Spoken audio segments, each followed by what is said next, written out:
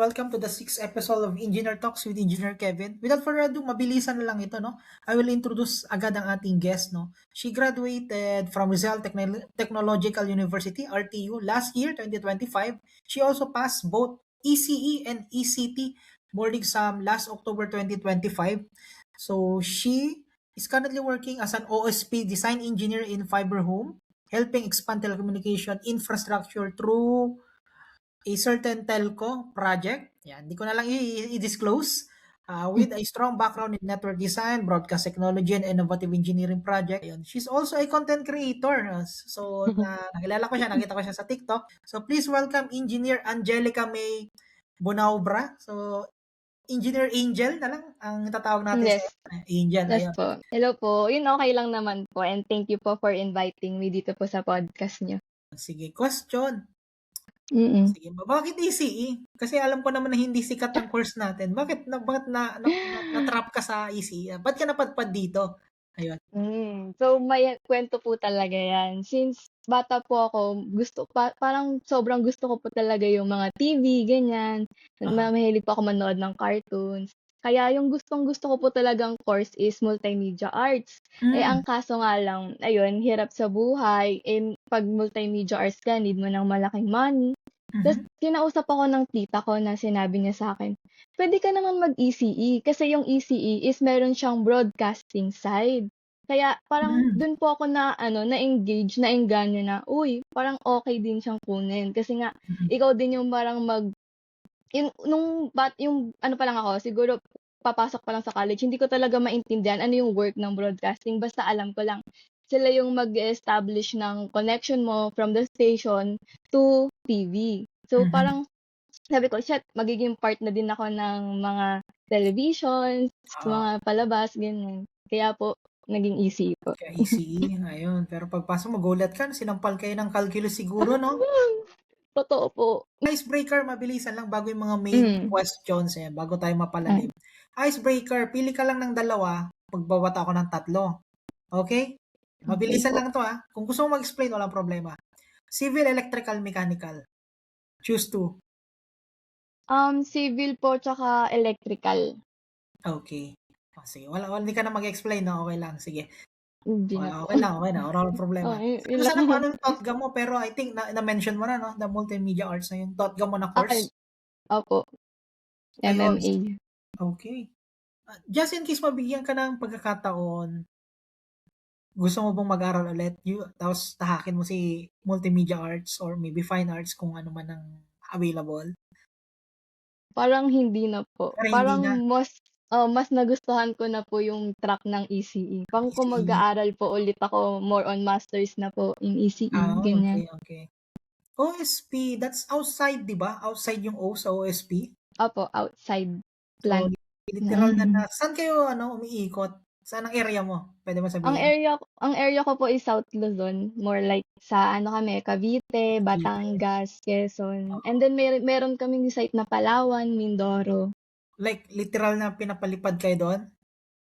Pero kami po hindi kami pinalipad, like mga ka-team ko lang po, mga Team mo lang. mas lalaki, opo, Oo, mga mas lalaki. sayang, oo. Then, Mm. since kakapasa mo lang, wala ka pang 1 year sa fiber home, no? Wala pa po. Pero may 6 months naman na, so regular naman na. 6 months Regular na na. po. Ayun, sige. Pwede ka na maglabas ng konting sungit na regular na. Kasi medyo seryoso na yung tatakbuhin natin. So, okay na. Mm. So, first, sa tingin mo, ano yung lowest moment mo nung before passing the board exam na lang ngayon? So, pwede mo isali yung review, pwede mo isali yung Hmm. control system, kung ano man. Ano ang lowest moments mo nung before ka pumasa? Siguro yung lowest ko, yung mga 2 weeks before boards exam. Kasi nag-take pa kami nun ng pre-boards eh. Mhm. Tapos yung result ng pre-boards ko, lalo na ang okay naman na yung tatlong subject ko, passing naman na yung grade.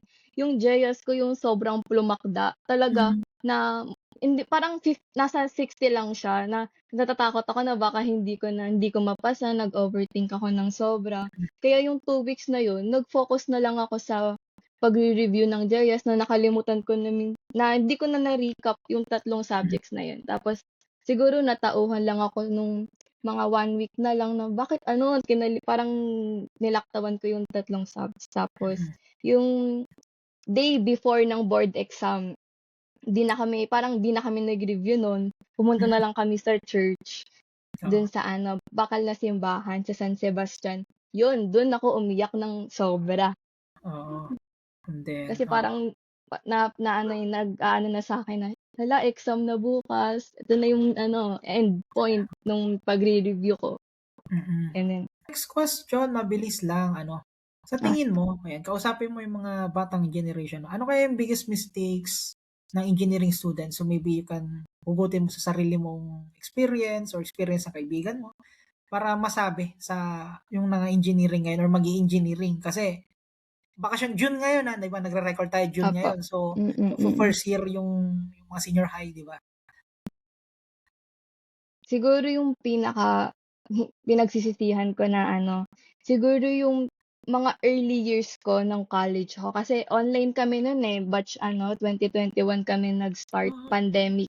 mm. So, hindi ako masyadong nag-focus sa pag-aaral ko noon, more like naglalaro ako ng Valorant habang Hmm. habang nag-ano, nag-o-online class. Kasi nga di ko naman dama na ang dali lang kasi 'pag magpapasagot ng exam, puwede kang mag-search, ganyan. So, hindi Mm. ko talaga siya naseryoso and hindi ko na in-depth yung Mm. knowledge ko sa ECE, where in fact na dun talaga dapat nabi-build yung foundation mo sa Mm. mga ano, sa mga topics kasi Mm. 'pag dumating ka sa higher level ng ECE is doon mo makukuha or yung mga dapat mong malaman. Mm. So, ang nangyari nung ano ko, nung board exam ko during review, ang dami kong hinabol. Mm. Like yung mga basic circuits na nahihirapan akong i-solve, Mm. basic Ohm's law, nahihirapan ako kasi nga hindi ako Hindi nag-focus ka nung mga nag-focus, early oo. years ko. So, siguro yung maa-advice ko sa inyo is kahit hindi naman todo yung pag-aaral mo during early years kasi siyempre dapat masaya ka, enjoy yung college life, pero tutukan niyo yung ma-build yung foundation niyo kasi dun tayo kukuha ng lakas para sa darating na boards or in the ano, mga basta sa board exam na Mm. kakailanganin niyo at babaunin niyo, yun Correct. po. Para yung review niyo, review talaga hindi ma-reward, 'di ba? Review talaga yung Hmm, mangyari, hindi view. hindi re-study, ayun, Yes, yes. ayun.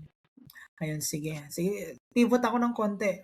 When you're maybe until now, what's your favorite ano, motivational quote if you believe in those? Ito talaga yung pinaka-favorite ko. Oo, Parang di ko alam kung ano siya, eh, quote siya, eh, kahit pero phrase lang, yung pinapaniwalaan ko lang is ano, "Wag mong pagsisihan kung ano yung desisyon na ginawa mo." Parang may gano'n ba? Basta pero correct. pero yun parang yun kasi yung belief ko, eh, na every Mm. decision I make dapat ano, hindi ko siya pagsisihan kasi Mm. dinicide ko na siya. So, I'll make ano, parang I'll make things better na lang sa Mm. desisyon na pinili ko. Correct, ayan. Ika nga nila, you learn from your mistakes or from the mistakes of others din, puwede rin naman. What subject yung secretly na-enjoy mo? Maliban dun sa Hmm, yung mga nag-open notes ka na hindi puwede, yung face to face na kayo, anong subject yung secretly na-enjoy mo? siguro yung Major sana ha? Oo. transline po talaga. Oo, parehas tayo. Ayan, Appear clear. Yeah, na-enjoy ko po talaga siya lalo na yung mga matching tapos yung oo. sa Tsaka yung concept ng ano, maximum power transfer, yun lang naman yun, 'di ba? Yun lang naman ang ano, opo, pinaka-essence nun, opo. eh. Oo, alright. Ano yung secretly na-enjoy mo pero siguro nahirapan kayo siguro dun 'no? La Imaginary yun, eh. Hindi naman? Opo, Nahirapan? mahirap, mahirap Oo, pero na-enjoy ko kasi ang haba nung solving niya. Pero kasi kapag naiintindihan mo yung solving, parang ang oo. saya-saya mag-solve. Correct. Minsan bibigyan ka Mm. lang ng ano, eh, kunwari coaxial, hindi sasabihin yung impedance niya, 'di ba? Parang dapat alam mo, That alam yun. mo 50, Oo, 75. oo, mga gano'n. Tas alam mo dapat Mm, sa dulo, ano yung sa dulo, quarter ba, halfway, yung mga gano'ng bagay pa. mm. Opo. Sakto napunta ka dun sa fiber, ayan. Marunong ka ba mag-splice? Nag-i-splice ka ba on a Ay daily hindi basis? po, Hindi? hindi po kasi designer. Sa tingin mo, kung hindi ka ECE, ano ka ngayon na engineering major? Wag major, sabihin mo, wag mo na yung fine arts na sinabi mo kanina, yung Maliban Opo. sa EC, ano ka kaya ngayon? I think civil. Civil, oo. Kasi ano, Mm. yun siguro yung parang pinaka, ano ba, pinakasikat na, parang Pinakasikat, ano, oo, pinakamabilis maubos na course. oo. But, nag-ECE ka ba dahil walang pila sa RTU ang ECE? More likely. Or like, parang, uy, ubos na si Civil, dito na Wala lang kayo. na. Madami pong ganyang kwento sa'min. Alright, sige. Good, good, good na. Sige. Random ulit ito. Could Mm. you give us a range ng iyong sahod right now? I do believe this is your first sahod as an electronics engineer, no? So, Yes bigyan mo kami po. ng range. Sige, bibigyan kita ng pamimilian. 16 to 20, 21 to 25, 26 to 30, ayan. Yung range ko po ngayon is around 21 to 25 po. Oh, amazing. First Mm. first work, no? So that's still within ano, just Cavite pa. So I think Yes, bahay mo 'yan, no? provincial. Yes po. Oo. So I think that's a good thing, no? Hindi naman masyadong well, we can admit hindi siya gano'n kataas, but hindi siya gano'n Mm. kababa na ano, nakakarinig ka ng horror stories na 13,000, 12,000, Resume, opo. minsan nga 18,000 pero pag babasahin mo yung hinahanap, pambihira, ang haba-haba. Mm. Word Ayun. passer.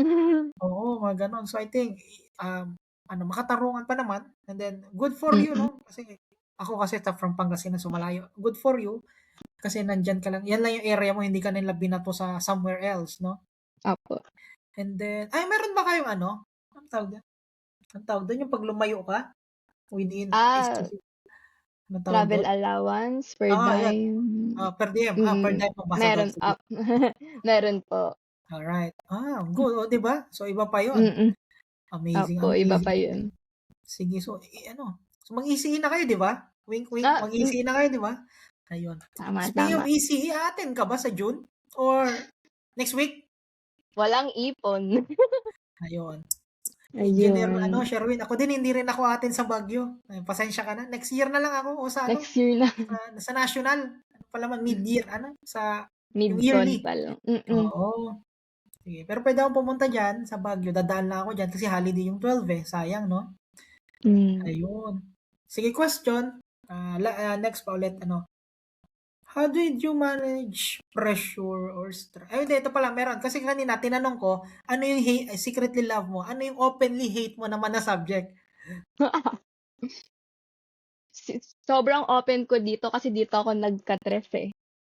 Ano Mhm. siya, Circuits 1.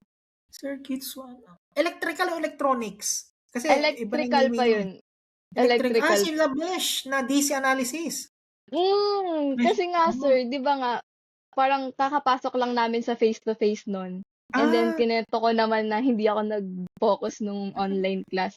So, bagong-bago pa ako, nahihirapan. Kaya ayun, so in yun my lang yung mind, stress ko.